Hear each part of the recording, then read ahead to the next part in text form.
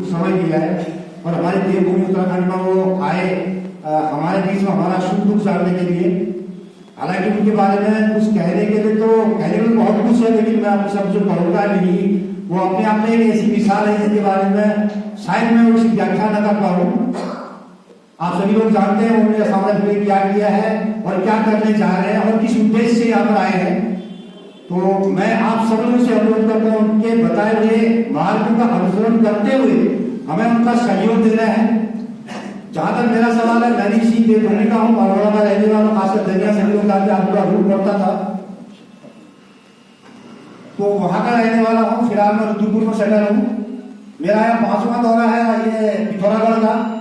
सुविधा रावल साहब मुझे मार्गदर्शन देते रहते हैं और यहाँ बुलाते रहते हैं, मैं आता हूँ, आप लोगों को मालूम है। दोस्तों, समय और पैसा सबकी महत्वता है, लेकिन उससे भी ज्यादा महत्वपूर्ण चीज मेरी नजर में जो है वो हमारा नमक है। जिस नमक की वजह से हम आज खड़े हैं, जिस नमक की वजह से हमारे बच्चे पल रहे हैं, जिस नमक की वजह से हम सीना चौड़ा करके चल रहे हैं, उस नमक के लिए हमने कुछ न कुछ करना चाहिए। मैंने असम राइफल में 27 साल 7 महीने 21 दिन नौकरी करने के बाद मैं जब रिटायरमेंट हुआ था, मेरी मुलाकात हुई थी अपने नायक साहब से। तो उन्होंने जब मुझे इसके बारे में बताया तो मैं स्वेच्छा जताई। उन्होंने ऐसा नहीं कोई प्रेशर में मैंने काम नहीं किया, उन्होंने मुझे पूरा समय दिया सोचने के लिए।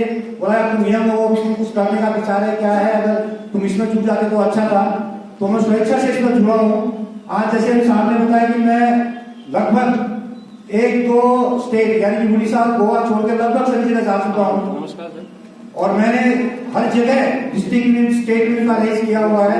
वो नायक साहब की अनुमति उनके मार्गदर्शन में मैं अपनी मर्जी से कहीं नहीं जाता। मुझे शीर्ष नेतृत्व बताता है, मैं उनका अनुसरण करता हूँ और काम करता हूँ।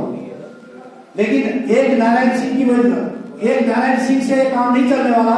इन फ्यूचर में हमको ऐसे ही कम से कम 50 नारायण सिंह चाहिए जो आप लोगों के बीच में खड़ा होना पड़ेगा, अपने नमक का हक अदा करना पड़ेगा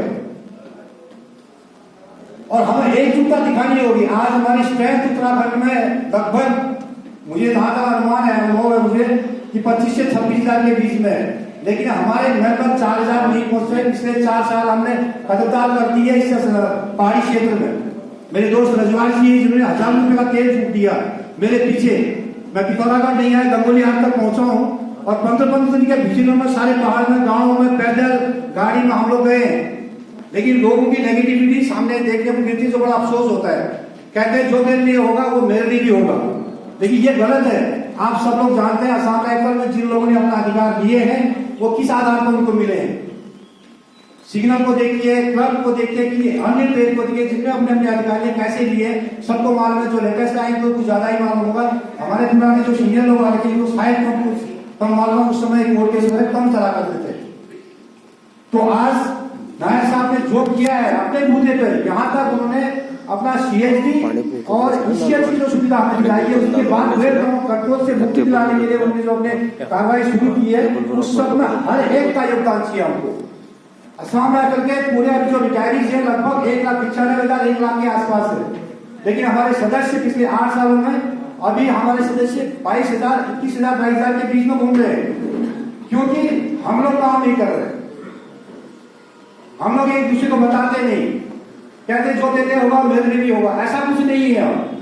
अब जो संगठन में शामिल होगा उसी को जो मिलेगा, जो संगठन में शामिल नहीं होगा वो अपने लिए जब उसको सुविधा की जरूरत पड़ेगी तो वो स्वतः ही खुद ही अपने आप को सामने साबित करने के लिए कोर्ट में जाएगा, फिर हमारे जैसे घुटने रगड़ेगा और उसको तब पता चलेगा, तब वो कोर्ट को बताएगा मैं सामने रहता हूँ, मुझे मिलना चाहिए, तो उसको हक मिलेगा। ये जो आपके नजदीकी संपर्क लोग हैं, चाहे यूनिट के कहीं और के लोग हैं, वो लोग जो ये आस लगा के बैठे हैं तो कोर्ट का फैसला हो जाएगा तो मुझे मिल जाएगा, मैं मेंबरशिप क्यों लूं, मैं क्यों मेंबर बनूं, ये सोचता है। तो उनको थोड़ा समझाइए। आप आइए भाई, 600 रुपए 1000 रुपए कोई बड़ा इशू नहीं है। आप सब लोगों को मालूम है 600 रुपए की आय में हम नौकरी के दौरान कितनी रखते थे। एक साल का खाना हमारा 600 का होता था। लेकिन आज एक संगठन जो दिल्ली हाईकोर्ट तक पहुंचा हुआ है, जिसने ECH दे दिया हमें, ECH और CHD नायक साहब की व्यक्तिगत लड़ाई थी पहले, अभी ये संगठन की लड़ाई है। संगठन के 600 रुपए 1000 रुपए नहीं दे सकता है तो बड़ा अफसोस होगा। वो एक सिपाही नहीं है असम राइफल का। उनको बताइए, संगठन में जोड़िए और आगे हमारा जो क्या लक्ष्य है, इसमें हमारे जनरल सेक्रेटरी साहब यहाँ पर हैं, वो अपने विचार रखेंगे। लेकिन मेरा आपसे अनुरोध रहेगा कि आप, मेरा काम जो फिलहाल मेरा कि संगठन लोगों को जोड़ना, उसमें आप लोगों का बहुत बड़ी भूमिका होगी और आप लोगों की वो भूमिका निभानी भी पड़ेगी। आप कहीं भी वो लोगों को सेटल करना है, चाहे वो उड़ीसा से हो, चाहे गोवा से हो, चाहे आंध्रा से हो, आप मुझे बताइए, यहाँ पर 20 साल उनको बताइए ये बंदा फलानी डिस्ट्रिक्ट में पड़े, पुराने स्टेट में इसको मेंबरशिप दिलानी है, तो उसको कैसे सेटल करना है वो काम मेरा है। लेकिन सिर्फ हमें मेंबरशिप बढ़ानी है। ये मेंबरशिप बहुत जल्दी आपको 40 से 45 हजार के बीच में ले जानी है। ये ऐसे संभव नहीं होगा, ये जब तक आप लोग साथ नहीं देंगे, ये संभव नहीं है। तो मैं अपनी वाणी को यहीं पे विराम देते हुए आगे अपने जनरल सेक्रेटरी साहब को वो भी विस्तार से बताएंगे। मैं आपसे उम्मीद करूंगा कि आप उसका अनुसरण करेंगे और हम संगठन को एक मुकाम तक पहुंचाएंगे। ये हमारे लिए एक सौभाग्य का समय है कि हम इसमें पार्टिसिपेट कर रहे हैं। सामुदायिक का इतिहास बदलने जा रहा है, जिसमें हमारी भी भागीदारी रहेगी। बोलेंगे ऐसा बहुत बड़ी चीज नहीं है। कौन में नहीं क्या बोलना इतना कहते हुए मैं अपनी वाणी को विराम देता हूं। धन्यवाद। जय हिंद।